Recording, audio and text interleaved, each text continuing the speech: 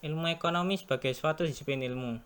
Ilmu ekonomi baru dianggap sebagai suatu disiplin ilmu baru mulai tahun 1776, yaitu sejak ditulis dan diterbitkannya buku yang berjudul The Wealth of Nations tahun 1776 karya Adam Smith. Sebagai suatu disiplin ilmu, ilmu ekonomi sendiri memiliki definisi yang berbeda dari para ahli. Berikut merupakan definisi ilmu ekonomi dari berbagai ahli. Menurut Paul Samuelson, ilmu ekonomi memiliki definisi yaitu suatu studi tentang perilaku orang dan masyarakat dalam memilih menggunakan sumber daya yang langka dan yang memiliki beberapa alternatif penggunaan dalam rangka memproduksi berbagai komoditi untuk kemudian menyalurkannya, baik saat ini maupun di masa depan, kepada berbagai individu dan kelompok yang ada dalam suatu masyarakat. Menurut Sadono Sukirno, ilmu ekonomi menganalisa biaya dan keuntungan dan memperbaiki corak penggunaan sumber daya alam, dan sumber daya manusia. Sedangkan menurut Mankiw, ilmu ekonomi adalah studi tentang bagaimana masyarakat mengolah sumber daya yang selalu terbatas dan langka. Dengan mempelajari ilmu ekonomi, kita bisa memprediksi tindakan manusia ke depannya dan yang kemudian bisa digunakan untuk perencanaan bisnis, penentuan harga, membuat kebijakan pemasaran, kebijakan sumber daya manusia, hingga membuat kebijakan untuk kesejahteraan masyarakat. Pembagian ilmu ekonomi. Ilmu ekonomi dapat dibagi menjadi 3, yaitu yang pertama adalah ilmu ekonomi deskriptif. Ilmu ekonomi deskriptif adalah ilmu ekonomi yang akan memberikan deskripsi terhadap data-data yang menggambarkan berbagai kenyataan serta fenomena yang terjadi. Contoh dari ilmu ekonomi ini adalah krisis moneter pada tahun 1998 di Indonesia. Yang kedua adalah ekonomi terapan. Ekonomi terapan adalah cabang ilmu ekonomi yang menggunakan hasil kajian teori ekonomi untuk menjelaskan fakta-fakta yang dikumpulkan ekonomi deskriptif. Ekonomi terapan menggunakan beberapa ilmu teori ekonomi seperti pengukuran, metode analisa statik, dan ekonometrika untuk menjelaskan fenomena ekonomi dan untuk menginformasikan kebijakan ekonomi dengan akurat. Contoh ilmu ekonomi terapan adalah ekonomi yang berlangsung di perusahaan, ekonomi moneter, ekonomi perbankan, dan lain-lain. Yang ketiga adalah teori ekonomi. Teori ekonomi dibagi menjadi 2, yaitu ekonomi mikro dan ekonomi makro. Ekonomi makro adalah teori ekonomi yang mempelajari mekanisme kerja perekonomian secara keseluruhan. Sedangkan ekonomi mikro adalah teori ekonomi yang mempelajari perilaku individu dan rumah tangga produksi atau perusahaan dalam membuat keputusan untuk mengalokasikan sumber daya yang terbatas. Perbedaan ekonomi mikro dan ekonomi makro.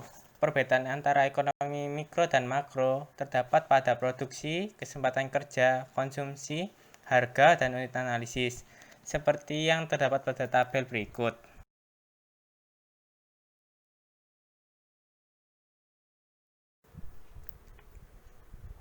Kerangka ekonomi makro. Kerangka ekonomi makro adalah bentuk kerangka kerja pemerintah dan juga rencana pemerintah dalam meningkatkan pertumbuhan ekonomi dengan pelaksanaan kebijakan ekonomi yang berdampak makro.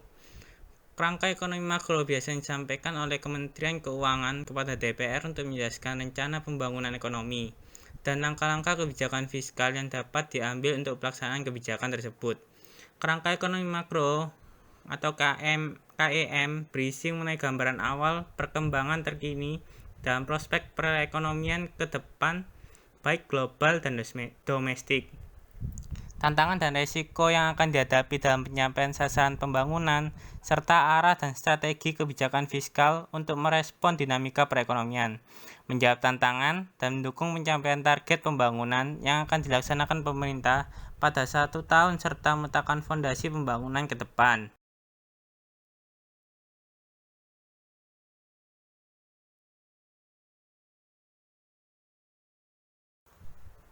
Problem dasar makroekonomi. Permasalahan ekonomi makro timbul ketika ekonomi tidak mencapai tujuannya secara penuh. Berikut ini adalah beberapa problem dasar permasalahan ekonomi. 1. Masalah pertumbuhan ekonomi. Faktor-faktor yang mempengaruhi perekonomian Indonesia tidak terlepas dari permasalahan kesenjangan dalam pengolahan perekonomian. Faktor-faktor yang mempengaruhi perubahan ekonomi di Indonesia secara umum yaitu faktor produksi, faktor investasi, faktor kebijakan moneter, inflasi, dan yang terakhir adalah faktor keuangan negara. 2. Masa kestabilitasan ekonomi. Dalam sistem ekonomi bebas atau sistem ekonomi pasar, kegiatan ekonomi sering mengalami pasang surut.